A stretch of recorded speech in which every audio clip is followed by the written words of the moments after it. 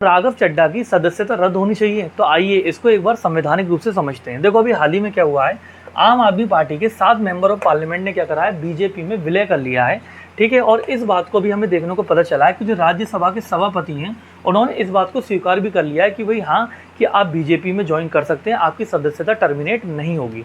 लेकिन अब देखो यहाँ पे हमें क्या देखने को मिलता है कि जो भारत का संविधान है, मूल संविधान में कोई भी किसी भी तरीके का ऐसा प्रावधान नहीं था कि जैसे मान लो अगर मैं किसी एक पार्टी से जीत कर आता हूँ तो मैं दूसरी पार्टी को ज्वाइन कर सकता हूँ उसी कार्यकाल के दौरान। लेकिन फिर बाद में आगे चल के क्या करा गया, इसको लेके एंटी डिफेक्शन लॉ लाया गया, कि दल बदल अधिनियम लाया गया। इसमें ये बात कही गई 52वें संविधान संशोधन के द्वारा कि दल बदल के कुछ प्रावधान के लिए आपका 10वीं शेड्यूल, जो 10वीं अनुसूची है, उसको जोड़ा गया। और इसमें ये कहा गया कि कोई एक सिंगल व्यक्ति है, जैसे मान लो आपके कोई एक व्यक्ति कहीं से जीत कर आया किसी पार्टी से, तो वो दूसरी पार्टी को अगर ज्वाइन करेगा तो उसकी सदस्यता रद्द हो जाएगी। लेकिन अगर उस पार्टी के 1/3 मेंबर उस पार्टी को छोड़कर, जहां से वो जीत कर आए हैं, दूसरी पार्टी में जाते हैं एक ही कार्यकाल के दौरान, तो उसको दल बदल नहीं माना जाएगा, उसको जो है आपका सेपरेशन माना जाएगा।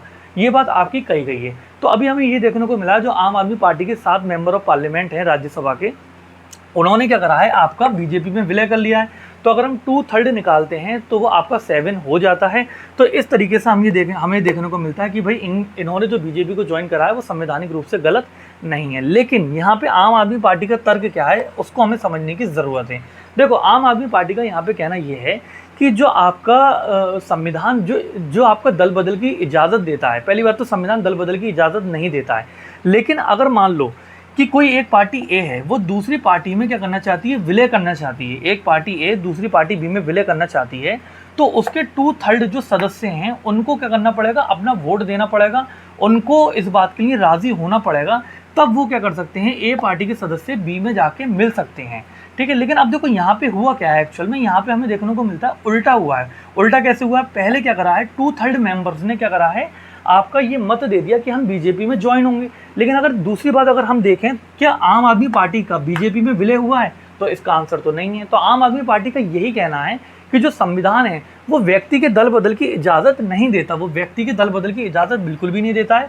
हाँ, अगर पार्टी अगर विलय करना चाहती है तो उसको दल बदल नहीं माना जाएगा, उसको सेपरेशन माना जाएगा। तो यहाँ पे क्या कर रहा है कि जैसे राघव चड्ढा ने आम आदमी पार्टी की सदस्यता छोड़ी, तो उनकी जो सदस्यता है वो क्या हो जानी चाहिए, टर्मिनेट होनी चाहिए। हाँ, अगर पार्टी विलय करना चाहती, पूरी ए पार्टी बी में विलय करना चाहती, तो यहाँ पे जो मेंबर्स ए के हैं उनकी सदस्यता फिर रद्द नहीं होती, क्योंकि वो इस पार्टी को ज्वाइन कर लेते हैं और इसको दल बदल भी नहीं माना जाता।